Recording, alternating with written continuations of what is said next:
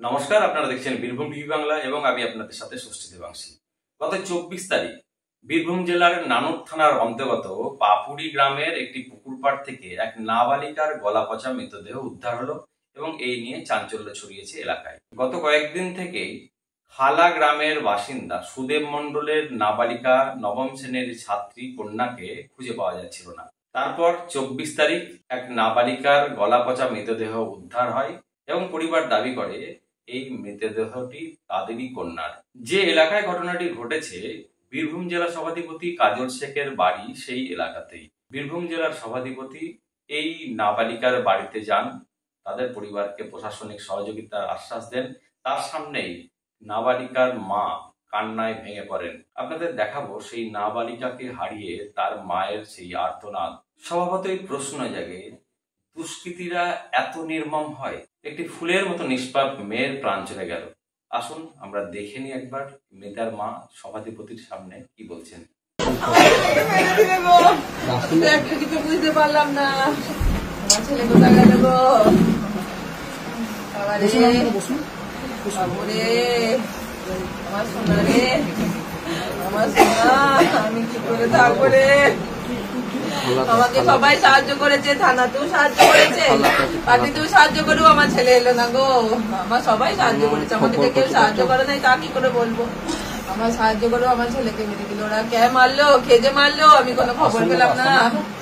আবারে আমার বড় মেয়ে আর দুটো জমজ মেয়ে, একটা আর একটা আছে, সেটা জমজ মেয়ে, সে 9-এ উঠেছে। আমার ও মেয়ে ঘর থেকে বেরোইতো না, আমার মেয়ে ঘর থেকে বেরোইতো না, স্কুল টিউশনে যেত আর বাড়ি আসতো। সন্ধ্যে করে কত সন্ধ্যে করে টিউশনিতে আমাদের ওই রাস্তা দিয়ে বাড়ি এসেছে। এই রাস্তা যখন হলো তখন ওই রাস্তা দিয়ে বাড়ি এসেছে, কোনোদিন কিছু হয় নাই আমার ছেলে।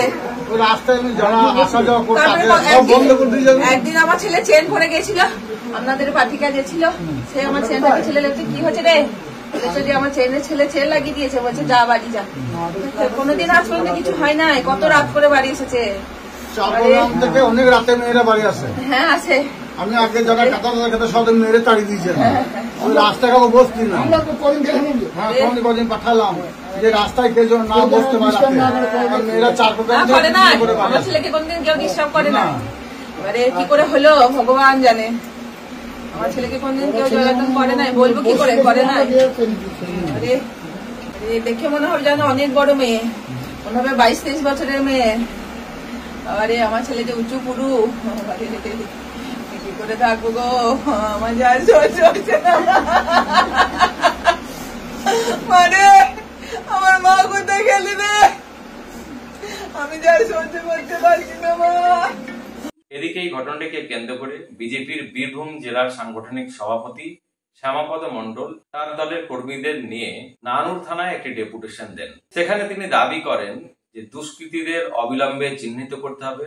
তিনি বলেন যে বাংলা নিজের মেয়েকেই চাই যখন মুখ্যমন্ত্রীর স্লোগান, সেক্ষেত্রে বাংলার মেয়েরা কেন সুরক্ষিত নয়? নানুর থানায় ডেপুটেশন দেওয়ার পর শ্যামাপদ মণ্ডল সাংবাদিকদের মুখোমুখি হয়ে ঠিক কি বলছেন শোনাবো আপনাদের।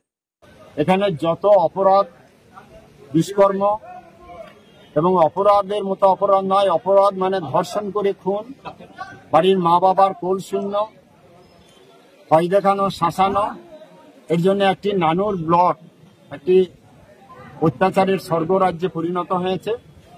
আমরা ভারতীয় জনতা পার্টি এই এলাকায় হিন্দু, মুসলমান, বৌদ্ধ, খ্রিস্টান, গরিব, মধ্যবিত্ত, এসসি, এসটি সমস্ত সম্প্রদায়ের মানুষ যে কোনো দিন এই ধরনের বিপদে পড়বে তার পাশে আমরা আছি। কেননা আমার বোনও বোন, কোনো মুসলমান ভাইয়ের বোনও বোন, কোনো এসসি এসটি ভাইয়ের বোনও বোন। অতএব এই বোনদের অমর্যাদা, বোনদের উপর অত্যাচার, এটা আমরা কোনোদিন মেনে নেব না।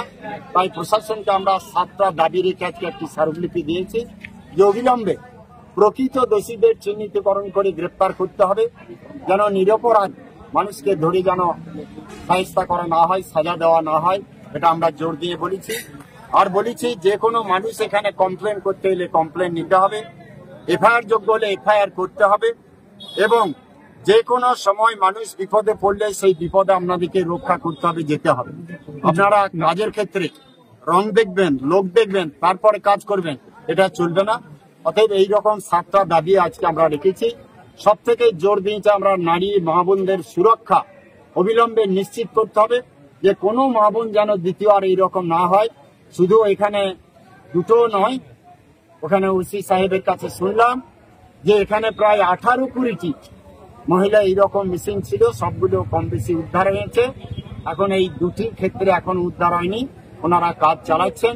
কথা দিয়েছেন যে প্রতিটি অপরাধীদেরকে আমরা গ্রেফতার করব এবং আইনগত যা সাজা দেওয়ার ব্যবস্থা আছে সাজা দেব। এবং আমরা আজকে আশাবাদী যে প্রশাসন নিশ্চয়ই কাজ করবেন। আর না হলে এই বীরভূম জেলার নানুর ব্লক সাধারণ মানুষ, ভালো মানুষরা বসবাস করতে পারবে না। এখানে অপরাধীদের আগে যেমন এক একটা এলাকা থাকতো ডাকাতদের, সেরকম এইরকম দুষ্কৃতী সমাজ বিরোধীদের এলাকা হয়ে যাবে। তাই থানা একটা ছিল দুটো হয়েছে, কাজের ক্ষেত্র কমেছে, অতএব সঠিক কাজ হবে এটা আমরা আশা করছি। তাই আমরা ভারতীয় জনতা পার্টির পক্ষ থেকে ডেপুটেশনের মাধ্যমে আজকে এই স্মারকলিপিটা আমরা ওনাকে দিলাম। প্রশাসন যদি সদিচ্ছা করে যে এই আসামি আমরা বের করবো এবং সাজার ব্যবস্থা করব, তাহলে অবশ্যই পারে। আর আমি আশাবাদী প্রশাসন এইরকম ন্যাক্কারজনক কাজ অবশ্যই মাথা লাগিয়ে দেখবেন, কেননা প্রশাসনের যারা চাকরি করছেন তাদেরও বাড়িতে মা বোন সব আছে। আপনারা অনেকেই জানেন 27শে জুলাই মুখ্যমন্ত্রী মমতা বন্দ্যোপাধ্যায় তিনি বোলপুরে আসছেন কিছু প্রশাসনিক কাজে এবং কিছু রাজনৈতিক কর্মসূচিতে। 28শে জুলাই বেশ কিছু কর্মসূচি রয়েছে তার।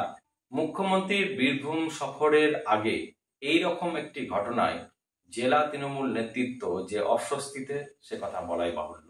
দোষীরা যত দ্রুত সম্ভব ধরা পড়ুক এবং যথোপযুক্ত শাস্তি পাক চাইছেন এলাকাবাসী।